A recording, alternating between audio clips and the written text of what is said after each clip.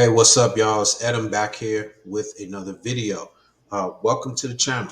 On this channel, I talk all things real estate, and we dive deep. Residential, commercial, you name it. So, welcome to the channel. Um, I like to, also sprinkle in a little bit of financial literacy and personal development and mindset content as well. So you'll start seeing a lot of that from me also, because whether you're involved in real estate, getting involved in real estate, or you have another business, having the right mindset is very critical to making that successful for yourself. So. Uh, Welcome to the channel. Uh, we have a free VIP group where we dig deep into all aspects of real estate, answer questions, and grow as a community of like-minded individuals and investors. So I'll leave a link below for that, so you can join. It's free, so don't worry about any of that. So today's video is talking about being on your way to a credit score of 850. Now, um, my the highest I've personally had a score is 805, which was of last November. That's the highest my score has ever been. Some of you may have already hit 850. Some of you may be only dreaming about 850 or don't think it's possible for you. But in this video, I'm going to kind of outline, what you need to like get yourself as close as possible to that, uh, you know, coveted 850. You know what I mean? And let's be real. Uh, 850 is kind of hard to reach, especially if you are utilizing your credit and you're doing things with your credit, right? So, like when I got to 805, I applied for uh, a few high limit cards and some other, capital sources. So my score dropped just a little bit, you know what I mean? But it didn't, you know, I didn't get to that 850. Now, could I have just waited it out and wrote it out just to be able to say, hey, man, I hit that 850? Yeah, but, right? Like, what's the point when, you're not actually using the money? That's the purpose of having accessible cash to use it. All right. So let me go into, a few of the things that you're going to want to have in place and do to get yourself as close to that 850 as possible. And again, just disregarding the 850, just doing these things here is going to really like solidify your credit profile. All right, so we're going to start off with payment history. That needs to be 100%, no late payments across the board anywhere whatsoever. You have to take care of your payment history. Look, your payment history is 35% of your entire credit score. Okay. Like it is the biggest piece of that pie. So once you jag yourself with one late payment, like you've really put yourself in a trick bag. Like I really want you listening and watching this to not get yourself caught up in any late payment whatsoever. All right, set those alerts, set those balance alerts, set those you know nothing hurts with having a old school calendar on your wall. You know what I mean? And marking your due dates on the calendar and checking it every day. Check it. Have alerts on your phone. Have a spreadsheet on your phone that tells you when your payment is due, and maybe set an alarm for that. All right. I keep coming back to alerts and alarms and alerts and alarms because you do not want to. It's very easy to just like, oh, my bill is due today. I got up until 7 8 p.m. tonight before the cutoff time, and then even if I pay it today, it's going to be they're not going to show it paid until tomorrow. I'll do it later on. Then you get busy, you get to going through with your day up. 10 o'clock comes around and you, damn, I forgot to pay that bill. You go pay the bill, but it's now showing that you paid it the next day. Now, in a lot of cases, depending on the card that you have, you'll just get a late fee, and you can, in a lot of cases, call the bank up, the credit card company, and get a courtesy reversal of that late fee. But don't think that it's going to happen every time, and don't think that everybody is going to, be okay with that.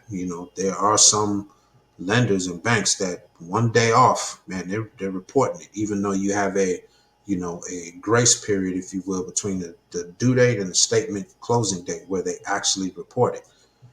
Just do not get caught up in that. All right, y'all. So the next one is credit utilization, which is 30% of your entire score. Ideally, you want to be, 1 to 10% is safe zone, but ideally, you want to be no more than, 6 to 7% max. You know what I mean?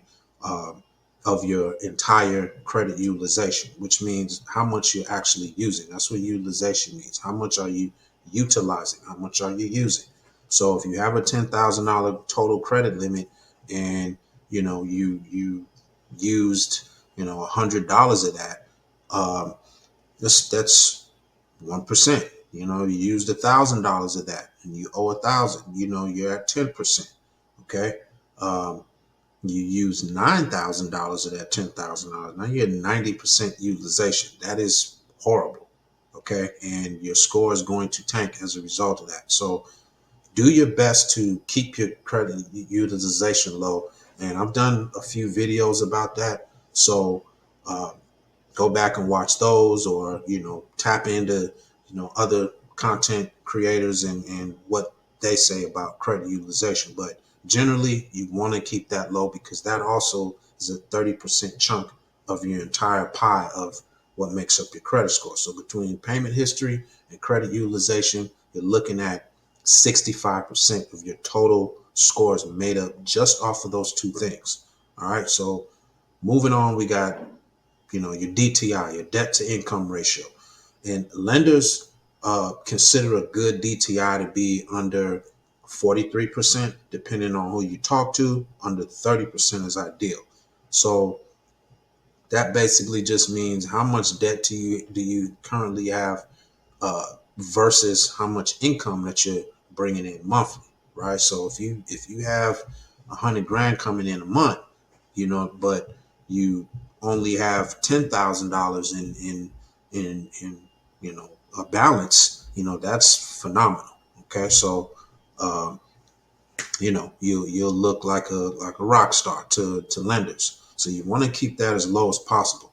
You don't want to be, once again, owing 10,000 a month and monthly income looks like you're only bringing in, say, $2,500 a month. That's pretty bad. Okay, so try to your best to stay within up under that range.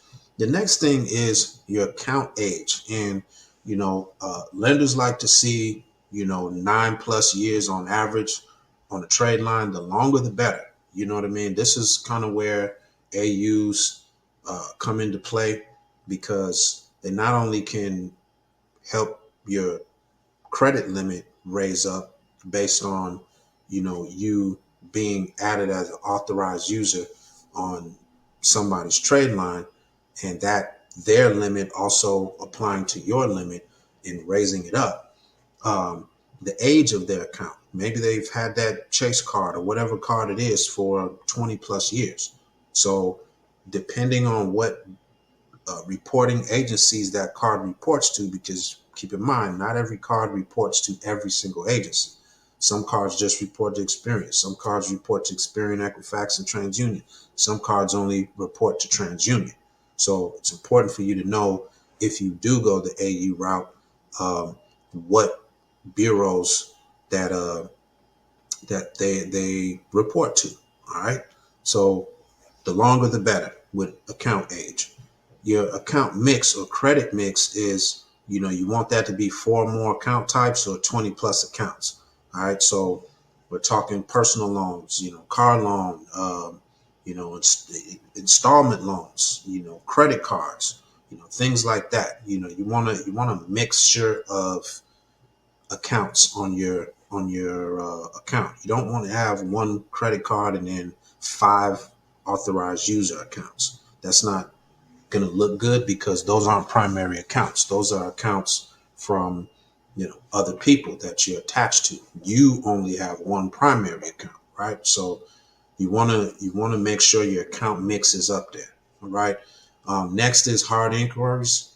Uh, you want to have less than 3 in the last 24 months. You know what I'm saying? Like this, that's especially real for some of you that are trying to get into Chase. You know what I mean? Chase still has the 524 rule, which means that they don't want you uh, applying or receiving 5 new accounts within 24 months. So if you're under that, go ahead and if you're in a position to start uh, applying for new credit cards and new accounts, go ahead and go for Chase and get Chase out of the way. You know what I mean? And then you can go towards some of those other type of accounts. You want to get that Chase out the way. Okay. So hard inquiries, the less the better. Um, different schools of thoughts about that. Some people feel like, hey, I've got 10 plus hard inquiries. It doesn't matter. I'm still going to get approved for stuff. And that does happen. But ideally, the lower your inquiries, hard inquiries, and I'm talking about soft pulls here, the lower the hard inquiries, the better, because that looks good to the lender. It doesn't look like you're thirsty. It doesn't look like you're, hound dogging everybody for some funds and banging on everybody's door seeing with your hand out, right? So the less inquiries you have, it appears that you're not thirsty for credit, because here's the thing, y'all. Lenders don't want to give you money when you really need the money. Okay. When you don't need the money, that's when you should be applying for these cards and these accounts and stacking up and doing things like that when you don't need the money. Okay. Uh, just keep that in mind. And the last thing is collections and public records. You want to have zero collections. You know what I mean? Zero public records. So check systems and all that. You know what I mean? You want to have all that at zero. You do not want anything on your credit that is a collection. You're looking at 7 years, heavily weighted the first couple years, right? So if you follow the things that I've just said here, you're well on your way to 850. Uh, but like I said in the beginning, don't make that like your main and end goal, like to get to 850, because anything above 781 ish, uh, you're already there. Okay, like you're top tier already. So other than bragging rights and being able to take screenshots and say, hey, I did it, that's great and it's going to feel good, but um, don't make that the main aim, because again, you need to be using your credit and making moves, right? So, and if you're doing that, your score is going to drop a little bit. It's not going to tank, but it's going to drop a little bit. So if you're at 810 and you apply for a card, you might be at, say, 799 or something like that. You might lose a few points. You know what I mean? But it's not like it's going to go from 810 to 610. Okay, so I just want to kind of give you all that. Hopefully you found this information useful. Again, go deeper in other videos. I'd love to hear your comments down below, any feedback, any experiences that you've had, your credit journey as well. Jump in the comments and let's have a conversation. So until next time, peace.